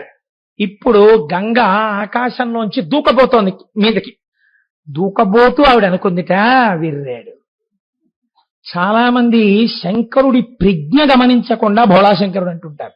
భోళాశంకర తత్వం అంత వెర్రితత్వం ఏం కాదైంది. ఆయనంత ప్రాజ్ఞుడెవరు ఉంటారండి? ఆయనకి తెలియనిది ఏముంటుంది? అందుకే శూలినహ అన్నాడు మహానుభావుడు బ్రహ్మగారు. ఏమిటో నించున్నాడు, నన్ను పట్టుకోవడం అంటే మాటలు అనుకుంటున్నాడు. ఆ పైనుంచి నేను ఈయన తల మీద పడి ప్రవాహ వేగంతో వెళ్ళిపోతుంటే ఆ వేగంలో ఈడ్చుకెళ్ళిపోతా పాతాళానికి. మళ్ళీ ఇక్కడ నించున్నవాడు మళ్ళీ కన్ను మూసి కన్ను తెరిచేటప్పటికి ఎక్కడ తేల్తాడు? స్పృహ తప్పిపోయి పాతాళలోకంలో తేల్తాడు. ఏమిటో ఎందుకు నించోవడం, ఎందుకు వెర్రి ఇంత గొప్ప అనుకుందిట.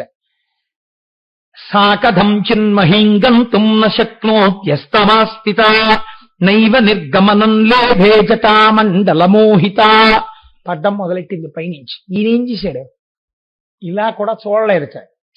నేను పట్టించుకునేది ఇలాగే నించున్నాడు. ఇప్పుడు ఏమైంది? ఏదో పెద్ద పంపుధార పడినట్టు గంగా ప్రవాహం పైనుంచి పడ్డామంటే మాటలు అనుకుంటున్నారా మీరు? ఎన్ని పడ్డాయో తెలుసా అండి? చేపలు పడ్డాయి, తిమింగలాలు పడ్డాయి, మొసళ్ళు పడ్డాయి, దానితో పాటుగా నీటి ఏనుగులు పడ్డాయి. ఆ గంగ పడుతున్నప్పుడు వచ్చినటువంటి శబ్దం విని సమస్త లోకాలలో ఉన్న వాళ్ళు తమ తమ వాహనములు చెక్కు ఉంచున్నారు. అయ్య బాబోయ్, ఏమిటి నీటి ప్రవాహం అని. అంటే ఇంచుమించుగా మీరు ఊహ చేస్తే కాకినాడ పట్టణం లాంటి పట్టణాలని ఒక 100 పట్టణాలు ఎంత వైశాల్యం ఉంటుందో అంత ధార కింద పడింది. ఇంత ధార పైనుంచి కింద పడిపోతుంటే ఇలాగే నవ్వుతూ నించున్నవాడు అనుకున్నట్ట, నన్ను విర్రాడనుకుంది కదా, ఎవరు విర్రాడో చూపిస్తాననుకున్నట్ట. ఇలా ఎన్నాళ్ళు పడింది జటాజూటంలో. నీటికి ఒక లక్షణం ఉంటుంది. మీరు ఎంత గొప్ప పాత్రలో పొయ్యండి, ఇంత చిన్న బెజ్జం ఉంటే తెల్లవారేటప్పటికి చుక్క నీరు ఉండదు అందులో, కదండి. అందులోంచి వెళ్ళిపోతుంది. అది నీటి యొక్క లక్షణం. ఇప్పుడు చిత్రం ఏమిటంటే నీటితో పాటు నీటి ఏనుగులు, మొసళ్ళు, ఎండ్రకాయలు, పావులు, తాబేళ్లు, పెద్ద పెద్ద చేపలు, చిన్న చిన్న చేపలు, ఇలాంటివన్నీ కొన్ని సంవత్సరాల పాటు ఆ జటాజూటంలో పడుతూనే ఉన్నాయి. ఇప్పుడు శివుడి జటాజూటము ఎంత పెద్ద రిజర్వాయర్ అంటే, ఇలాంటి బ్రహ్మాండాలకి ఒక బ్రహ్మాండానికి సరిపోయినటువంటి తాగునీటిని సరఫరా చేయగలిగిన రిజర్వాయర్. అన్ని నీళ్లు పట్టేశాడు. చుక్క ఇలా జారట్లేదు, అలాగే తిరుగుతోంది నీరు. చిత్రం ఏమిటి? వ్యసర్పత జలం గిర్ర గిర్ర గిర్ర గిర్ర గిర్ర గిర్ర గిర్ర గిర్ర అంటే ఎంత జటాజూటం విప్పాడో. ఇది వదిలేశాడంటారు. వదిలేదు, అలాగే పెంచాడు దాన్ని. నీటి చుక్క ఇప్పుడు పరిమితంగా ఉందనుకోండి, అది నిండిపోయి కింద పడిపోతుంది. కాబట్టి జటాజూటం పెరిగిపోతుంది. వ్యోమవత్యాప్తదేహాయ దక్షిణామూర్తయే నమః. ఇది మీరు వామనమూర్తి పెరిగినట్టు జటాజూటం పెరగడం మీరు ధ్యానమునందు గంగాధరుడు యందు చూడగలగాలి. జటాజూటం లోకాల వరకు పెరిగిపోతోంది. నీళ్ళన్నీ అందులో ఉండిపోతున్నాయి. సంవత్సరాలు అయిపోయింది. నిలబడ్డా ఆయనకి నీళ్లు పడ్డం కనపడుతోంది, కిందకి పడ్డం కనపడలేదు. మరి అయితే అలా ఎందుకు నించున్నాడు? 2 కారణాలు. నీరన్నది తల మీద పడ్డాక కింద పడుతుందని ఒకటి నమ్మాడు. జుట్టు కదా నీరెందుకుంటుంది అని ఒకటి అనుకున్నాడు. రెండోది ఏమనుకున్నాడు? తప్పకుండా నా కోసమే పట్టుకుని ఉంచాడు కాబట్టి కింద వదులుతాడు. అన్నింటినీ మించి భయం ఏమిటంటే, కొంచెం దగ్గరికి వెళ్ళి అయ్యా ఏంటండి పట్టలేదని అడుగుదామంటే వదిలేస్తే, తనే దగ్గరికి వెళ్ళాక కరెక్ట్గా కింద పడితే తను ఉండడం. కాబట్టి దగ్గరికి వెళ్ళి అడగచ్చా? అడగలేడు. మీరు గంగావతరణాన్నండి, శ్లోకాలు కాదండి, ఇక్కడ దర్శనం చెయ్యాలి. ఇప్పుడు ఎన్ని పరిపరి వేదనలు పొందుతున్నాడో భగీరథుడు అక్కడ. ఎందుకు భగీరథ తపస్సు అన్నారు. ఎంత పరితపించిపోయాడో కంటి ముందు కనపడుతోంది జలధారలో. ఆ పైవాళ్ళు చూస్తున్నారు. ఏమిటి చూస్తున్నారు? కరెక్ట్ గా ఇలా కొంచెం పైకి వస్తోంది, ఇదంతా పడిపోతుంది, మళ్ళీ ఇలా పెరుగుతోంది. ఇలా హారిజాంటల్ గా పెరుగుతోంది, వెర్టికల్ గా పెరుగుతోంది. ఎన్ని నీళ్లు పోసేసినా ట్యాంక్ పెరుగుతూనే ఉంది, పడుతూనే ఉంది గంగ. చక్కగా అందులోనే చేపలు తిరుగుతున్నాయి, అందులోనే మొసళ్ళు తిరుగుతున్నాయి, అందులోనే నీటి ఏనుగులు తిరుగుతున్నాయి. చుక్క నీరు కింద పడదు. ఏమిట్రా ఈ చిత్రం అని అలాగే ఉన్నారు. కొన్ని సంవత్సరాలు తిరిగిన తర్వాత ఈవిడ అనుకుందట, అరేరే చిన్న కన్నం దొరికితే జారిపోవడం నాకొచ్చు. ఇంత పెద్ద ధారని ఒక లోహం కాదు, తన జుట్టు ముడితో కట్టేశాడు కొన్నేళ్లు గంగావతరణాన్ని. ఈయన ప్రాజ్ఞుడంటే, ఈయన పరమపురుషుడంటే, ఈయన పరబ్రహ్మం అంటే తెలియక వెర్రితనానికి పోయాను. ఈయన పరమాత్మ, ఈయన శరీరానికి తగలడం నా భాగ్యం. ఈయనే వదిలితేనా ఇలా జారిపోతాను. ఇలా జారిపోయినప్పుడు ఇప్పుడు తలకి తగలడం కాదు, ఈయన ఒళ్ళంత తెరవతో కింద పడిపోతాను. అంటే నాకు పరబ్రహ్మ స్పర్శ కలుగుతోంది, నేను పునీతమైపోతున్నాను అనుకుంది. అంతే వదిలేడా? ఈవిడికి ఈ బుద్ధి. ఆయనకి భగీరథుడికి మళ్ళీ తపస్సు మొదలెట్టాడు శంకరుడి కోసం. ఆయన యొక్క కార్యసిద్ధి ఏకకాలమునందు సంఘటించి వదిలిపెట్టాడు నీరు. ఆ నీరు వచ్చి బిందు సరోవరంలో పడింది. మొట్టమొదట బ్రహ్మగారు తపస్సు చేసినటువంటి స్థలం. అక్కడి నుంచి 7 పాయలుగా విడిపోయింది. తూర్పుకి కొన్ని పాయలు, పశ్చిమానికి కొన్ని పాయలు వెళ్ళిపోయి భగీరథుణ్ణి అనుసరించి ఒక పాయ వెళ్ళిపోయేటట్టుగా ఆయన అనుగ్రహించాడు. ఇది ఈశ్వరతత్వం అంటే. మీరు నేను నిజంగా తీసుకొచ్చి ఒక గ్లాసుడు నీళ్ళు ఇలా పోసామనుకోండి, పోస్తే ఈ పోస్తున్న నీళ్లు ఒక పాయగా ఇటు వెళ్ళుగాక, ఒక పాయగా అటు వెళ్ళుగాక, ఒక పాయ సుబ్రహ్మణ్యుడికి పూజ జరిగిన వైపు వెళ్ళుగాక అన్నాడు అనుకోండి, నీ మోహం అని పల్లవన వైపు వెళ్ళిపోతుంది. నీరు పల్లమెరుగు నిజము దేవుడు ఎరుగు, అలా ఏం వెళ్ళదు. అంటే శంకరస్య ఇవ శాసనాత్, ఆయన ఎవరెవరికి ఎటువైపు ఎంత అవసరమో అటు పంపాడు నీరు. ఇది ఈశ్వరాజ్ఞ. ఏమి శంకరుడండి, ఏమి మహాదేవుడండి నిజంగా ఆయన. ఒక పాయని ఎలా చెప్పాడో చూడండి, భగీరథుడితో వెళ్ళు అన్నాడు.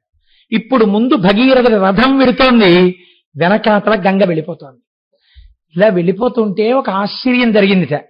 ఇప్పుడు లోకానికంతటికీ ఒక విషయం తెలిసింది. ఏమిటిది? గంగ పవిత్రమైపోయింది శంకరుడికి తగలడం వల్ల. ఇది నేను చెప్పట్లేదు, ఆయనే అంటారు. గగనా శంకర స్థిత తతో ధరణిమాశ్రిత వ్యసర్పత జలం తత్ర తీవ్ర శబ్ద పురస్కృతం. పెద్ద చప్పుడుతో ఖాళీగా ఉన్న దాంట్లో పడితేనే చప్పుడు సరికదా, సగం నిండిన దాంట్లో నీళ్లు పడ్డాయనుకోండి ఇంకా చప్పుడు. ఇంత చప్పుడుతో పడ్డ నీరు ఇప్పుడు ఆయన నుంచి భూమి మీదకు పడితే కొత్త చప్పుడు, ప్రవహిస్తుంటే ఇంకా చప్పుడు. ఈ చప్పుడు చాలలేదన్నట్టు ఉరే ఉరే ఉరే ఉరే విచిత్రం చూసావా, ఆకాశగంగా ఇన్నేళ్ల నుండి ఉండిపోయేది జటాజూటంలోంచే శంకరుడి మించి కింద పడిపోతోంది. ఇప్పుడు అందరికీ సంతోషం ఏంటి అంటే, నీళ్లలో స్నానం చేయడం సంతోషం కాదు, ఆయనకి తగిలి పడ్డ దగ్గరికి వెళ్ళి స్నానం చేయడం. కానీ అది పడుతోంది ఇంకాను. అక్కడ తల పెట్టడం స్నానం చేయడం ఎవరికి సాధ్యం కాదు, ఈడ్చేస్తుంది. అక్కడ శంకరుడు ఒక్కడే నిలబడగలడు. కాబట్టి అది ఆయన శక్తిని చూపిస్తుంది. దేవతలు ఎటువంటి వాళ్ళండి? తత్ర దేవర్షి గంధర్వ వసుధా తలవాసిన భవాంగపతి తంతోయం పవిత్రమితి పస్పృశో. తర్వాత కింద పాయల్లో స్నానం చేద్దాం. ఇక్కడ వెంటనే శంకరుండి తగిలి పడుతోంది. అలా అందరినీ కూర్చోపెడితే ఆ దగ్గరగా కూర్చోవాలని ఎందుకు కోరుకుంటారండి? నాకు తెలుసు ఎంత భక్తితో ఉంటే ఆ కోరిక పుడుతుందో. అలా ఎక్కడో దూరంగా ఉన్నారనుకోండి, 2 గంటల సేపు నిలబడి ఒక్కసారి దగ్గరగా వెళ్ళి భగవంతుణ్ణి దర్శనం చేసుకోవాలని ఎందుకు తాపత్రయపడతాం? ఈశ్వరుడికి దగ్గరగా వెళ్ళాలన్న కోరిక మనుష్యుడికి సహజంగా ఉంటుంది. అందుకే అలా చూసేశాను కదండి అని వెళ్ళరండి ఎవరు. మహాలఘు దర్శనం ఇచ్చారనుకోండి, కోపడతాం మనం. ఎందుకు కోపడతాం? ఏం నీకు కనపడలేదా అంటే, కనపడడం వేరే, దగ్గరికి వెడితే వేరు. ఏడు దగ్గరికి వెడితే వేరే. ఈశ్వరుడి దగ్గర మనం ఈ మాట అంటాం చూడండి. అంతరాలయం దగ్గరికి తీసుకెళ్ళినా అంతరాలయంలో కదలరా అండి అంటాం. అంతరాలయంలో కదిలితే ఓసారి ముట్టుకోకూడదా అండి, ఓసారి ముట్టుకొనిస్తే ఏమంటే తల కొట్టుకోకూడదా అండి, తల కొట్టుకొనిస్తే ఏమంటే బయటికి వెళ్ళి 2 పూలు తెచ్చుకుంటాను వేసుకోవచ్చా అండి. ఇవి మీరు గుర్తు పెట్టుకోండి. ఈశ్వరుడి వైపుకి పరిగెత్తడానికి మీకు అంతర్లీనంగా ఉంది ఈ కోరిక. ఈ కోరికే ప్రపంచపథం మొత్తం మీద ఒక్క భారతదేశంలోనే ఉంది, ఇంకెక్కడా లేదు. దేవాలయంలోకి వెళ్ళిపోవాలని, భగవంతుణ్ణి కౌగలించుకోవాలని, దగ్గరగా వెళ్ళాలని, చూడాలని మనం పడే పరివేదన ఎవ్వరూ పడరు. ఎందుకని? మన జీవితాలు ఈశ్వరుల్లో కలిసిపోవాలని కోరుకోవడం అంతర్లీనంగా మనకున్నటువంటి సంప్రదాయం. కాబట్టి ఇప్పుడు వాళ్ళు ఏం చేశారు, అక్కడికి వెళ్ళి దాని కింద తల పెట్టలేక ఆ నీటిలో చెయ్యి పెట్టి తీసి చల్లుకున్నారు. కింద పాయల్లోకి వెళ్ళి స్నానం చేశారు. ఇప్పుడు ఏమైందో తెలుసా అండి, ఒక విచిత్రం జరిగింది. కింద నుంచి పైకి వెళ్ళిపోతున్నారు కొంతమంది, కొన్ని వేల మంది పైనుంచి కిందకు వచ్చేస్తున్నారు. ఎందుకు ఇలాగా అంటే, ఒరే మళ్ళీ మనకి అవకాశం వస్తుంది ఏంటి, మన పుణ్యం అయిపోతే మన కిందకు తోసేస్తారు. క్షీణే పుణ్యే మర్త్యలోకం విశంతి, పుణ్యం ఉన్నంత కాలం స్వర్గలోకంలో ఉంచి కిందకు తోసేస్తారు. మళ్ళీ కొత్త పుణ్యం సంపాదించేసుకోవాలి. కాబట్టి ఏం చేస్తున్నారట, వాళ్ళందరూ కిందకొచ్చి గంగలో స్నానం చేసి పైకి వెళ్ళిపోతున్నారు. మహాపాపాత్ములు భూమి మీద ఉన్న వాళ్ళు గంగలో స్నానం చేసి పాపాలపై పైకి వెళ్ళిపోతున్నారు. కిందకొచ్చేవాళ్ళు పైకి వెళ్ళేవాళ్ళు, కిందకొచ్చేవాళ్ళు పైకి వెళ్ళేవాళ్ళు. ఓ స్నానం అయిందా, అయిపోయిందండి, వెళ్ళిపోతున్నాం. ఓ మీరెక్కడికి వెళ్తున్నారు, స్నానానికి వెళ్తున్నామంటే వెళ్ళిపోయేవాళ్ళు. ఎగువకు పోవు పండ్లకు దారి విడివమో అని తిరుమల కొండ మీద రాసినట్టు కిందకొచ్చేవాళ్ళు పైకి వెళ్ళేవాళ్ళు, కిందకొచ్చేవాళ్ళు పైకి వెళ్ళేవాళ్ళు. 1కి 4 మాటలు స్నానం చేసేసేవాళ్ళు, దాని వెంట పరుగులు తీసేవాళ్ళు. ఎందుకని? నదీ ప్రవాహం ఇంత గొప్పగా ఒక మనిషి సాధించినది చరిత్రలో.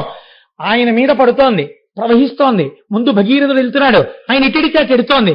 వెళ్ళేటప్పుడు నీటి లక్షణం అండి, ఇలా గీత గీసినట్టు వెళ్ళలేదు, లోతుల్లోకి వెళ్ళిపోతోంది. సుడిగుండాలు తిరిగేస్తోంది, ఇలా వంకరగా వెళ్ళిపోతోంది.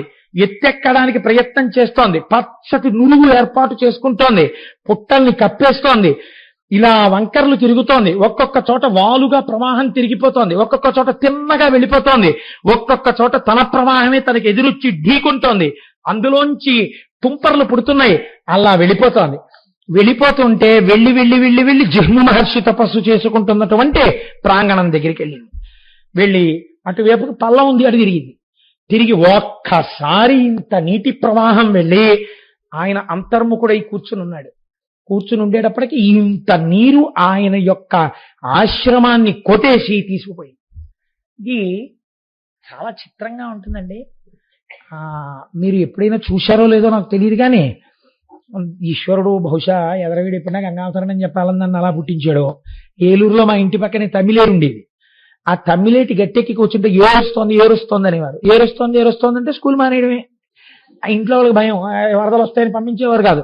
వెంటనే ఏమిటంటే ఆ ఏటి గట్టెక్కి కూర్చునేవాళ్ళం. ఆ ఏరు వచ్చేటప్పుడు గబగబ గబగబా వచ్చేస్తుంటుంది ప్రవాహం. వచ్చేస్తూ పాము వెళుతుంది చూసారా, అలాగే వెళ్ళిపోతుంటుంది. వెళ్ళిపోతూ ఏట్లో అప్పటి వరకు ఈ రజకులు వాళ్ళు చిన్న చిన్న పాకలు అవి వేసుకునేవారు విశ్రాంతికి. వచ్చినప్పుడు ఎంత చిత్రం అంటే ఇలా వచ్చి ఆ పాకలోకి వెళ్ళిపోయేది అంతే. వీళ్ళందరూ సామానట్టుకుని వచ్చేసేవారు. ఆ పాక నీటి మీద తేలిపోయేది, తనతో పాటు పాకను తీసుకెళ్ళిపోయేది. పాకగా పెడుతుంది అనుకుంటున్నారా? ఆ ప్రవాహ వేగానికి కాసేపటికి ఈ కర్రలు ఇటుడిపోయేవి, ఈ కర్రలు ఇటుడిపోయేవి, ఆ ఆకులు అట్టిపడిపోయేవి. ఒక వేగం ఆకులు అటు తీసుకుపోయేది, కొన్ని కర్రలు ఇటు తీసుకుపోయేది, కొన్ని అటు వెళ్ళిపోయేవి, కొన్ని తాటాకులు అక్కడే ఇలా తిరుగుతుండేవి సుడిగుండంలో. అంతే. ఆ వేగానికి అలా వెళ్ళిపోతుంటే జలమయం అయిపోయిందంటారు. తన వేగంలో తీసుకుని వెళ్ళిపోతుంది అందరినీ. ఆ తమ్మిలేటి ఒడ్డున కూర్చునేది అన్ని తీసుకెళ్లిపోతుంటే అలా విచిత్రంగా చూస్తూ ఉండేవాళ్ళం. ఒక్క చెట్లు మాత్రం స్వాగతం చెప్పినట్టు గట్టు మీద ఉన్నటువంటి తుమ్మ చెట్లు మాత్రం పడిపోకుండా ఆ ప్రవాహంలో ఇలా చేతులు ముంచుతూ మొదట ఆడుకున్నవి ఏమైనా ఉంటే చెట్లే. చేతులు పెట్టి పిల్లలు చూడండి నీళ్ళల్లో చెయ్యెత్తి ఆడుకుంటారు, అలాగా. బాలమురళీకృష్ణ గారు చిన్న వ్యంగ్యధ్వని చేశారు సుప్రభాతం చేస్తూ. శంకరుడు పొద్దున్నే నిద్ర లేవక ముందు పడుకుని ఉంటాడట. అందరిలో చిన్నపిల్లాడు సుబ్రహ్మణ్యుడు కదండి, పెద్ద ఆయన గణపతి. ఆయన చాలా సంస్కారవంతంగా స్నానం చేసి యజ్ఞోపవీతం సంధ్యావందనం ఇవి చేసుకుని నాన్నగారు లేస్తారని కాళ్ళ దగ్గర ఇలా చేతులు కట్టుకుని ఇంచుంటాట. పార్వతీదేవి ముందే లేచి అన్ని సిద్ధం చేసేసి ఈ చిన్న పిల్లవాడికి రా సుబ్రహ్మణ్యుడిని ఇలా సంకలో పట్టుకుని వచ్చి స్వామివారి పాంపు దగ్గర పాదాల దగ్గర కూర్చుని ఆయన్ని మెల్లమెల్లగా తట్టి ఏమండి ఏమండి అంటుంటుంది.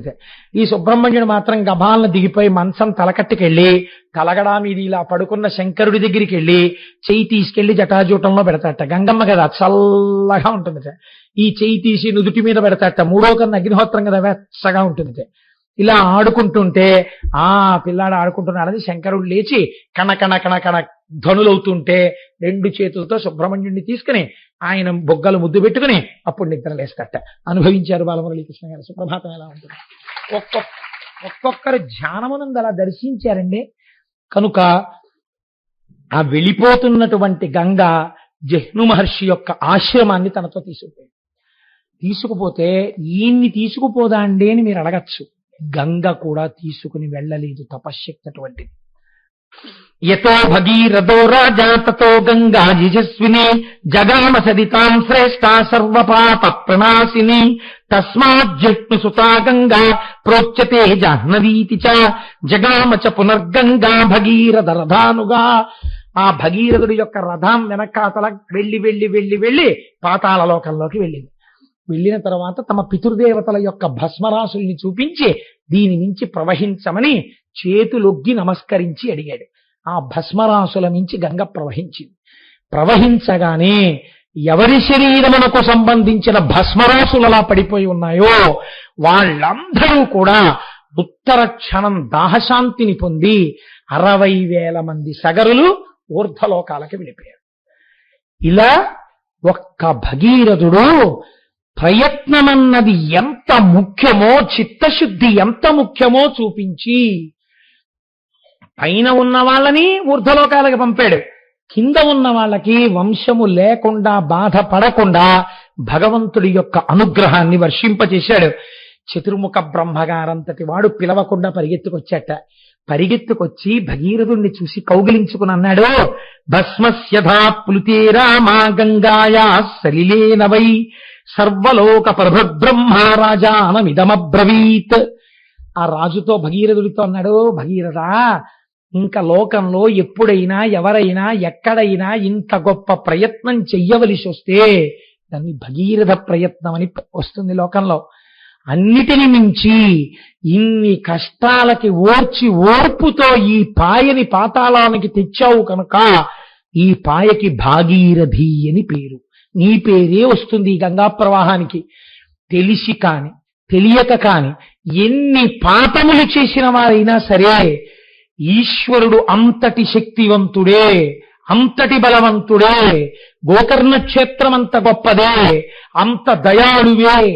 ఆయన శరీరమునకు తగలడము వలనే గంగకి ఇప్పటికీ ఎప్పటికీ ఎంతమంది పాపాలు కడిగినా కడగగలిగినటువంటి శక్తి నిలబడుతోందని నమ్మి గంగావతరణ కథని చేతులెత్తి నమస్కరించి పరమేశ్వరుడు అలా నిలబడినటువంటి ఆ గంగాధరుడి యొక్క పాదములను దర్శించి ఆ తెల్లటి పాదాలకి ఎవరు నమస్కరిస్తున్నారో, ఎవరు ఈ గంగావతరణ కథని అనుమానాలు పెట్టుకోకుండా విని నమ్మి నమస్కరిస్తున్నారో అటువంటి వారికి ఇదమాఖ్యానమవ్యగ్రో గంగావతరాం శుభం యః శృణోతి చకాకుత్స సర్వాన్ కామానవాప్నుయాత్.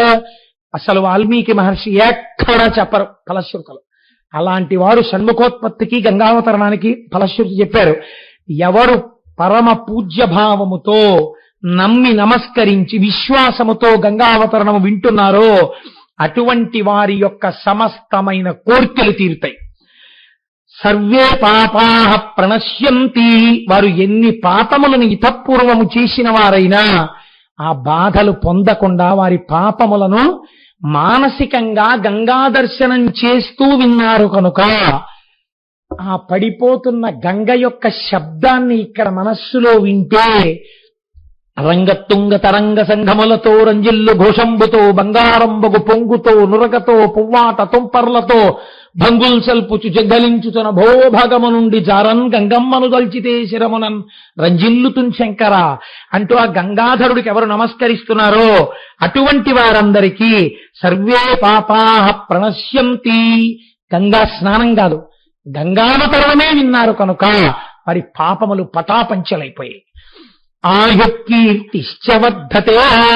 వారి యొక్క ఆయుర్దాయము చక్కగా వృద్ధిలోకొచ్చి వారు దీర్ఘాయుష్మంతులవుతారు, చిరంజీవులవుతారు. వారికి ఏమి అపమృత్యు దోషం ఉండదు, ఏ ప్రమాదములు రావు. కీర్తిశ్చవర్ధతే. చక్కటి కీర్తి పొందుతారు. కీర్తి ఎప్పుడు పొందుతారండి మీరు చెప్పండి? కీర్తి ఎప్పుడు వస్తుంది?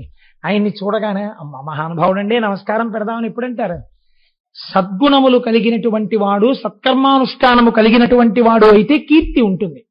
అంటే ఈ గంగావతరణము వినడము చేత మనస్సు మారి భగవంతుడి వైపుకి మనస్సు ప్రచోదనమై సత్కర్మానుష్ఠానము కలిగి వేరొకసారి నేను పాపము చేయరాదన్న సద్బుద్ధి కలిగి వాడు పుణ్యాత్ముడై లోకము చేత కీర్తింపబడవలసిన వాడిగా మారుచున్నాడు. కనుక ఆయుకీర్తిశ్చవర్ధతే. అంత పరమ పవిత్రమైనటువంటి గంగావతరణ ఆఖ్యానాన్ని ఇవాళ మీకు చాలా గొప్ప రోజు సోమవారం ప్రదోషవేళ శివాష్టోత్తరం చదువుకుని శివమహాపురాణ వ్యాఖ్యానాంతర్గతంగా మనం గంగావతరణ ఘట్టాన్ని స్వామి సన్నిధానంలో కూర్చుని చెప్పుకున్నాం. మనం ఎంత భాగ్యవంతులం. ఈశ్వరుడు యొక్క హద్దులేని కారుణ్యం వినేటప్పుడు మామూలుగా వినడం కాదు, ఇలా ముక్కున వేలేసుకోకుండా వినలేనటువంటి లీల ఏది ఉన్నదో, ఎంత చమత్కారమైనటువంటిదో, ఎంత కారుణ్యమూర్తియో ఆవిష్కరించేది ఏది విని ఏది ఒక్కసారి తలుచుకుంటే మన పాపములు పటాపంచలైపోతాయో భక్తినిస్తుందో అటువంటిది. పేరు చెప్పని చిన్న సస్పెన్స్ ఉంచితే బాగుంటుంది. మధ్యాహ్నం భోజనానికి రండి, ఏం వండుతానో చూద్దురు గాని అంటే ఎప్పుడు 1 గంట అవుతుందా అని ఇలా వాచి చూసుకున్నటువంటి భర్తలా రేపటి రోజున ఈశ్వరుడు అంత పరమ పవిత్రమైన ఆఖ్యానమును నా చేత చెప్పించి మిమ్మల్ని వినేటట్టు చేసి ఉభయులను ఉద్ధరించుగాక.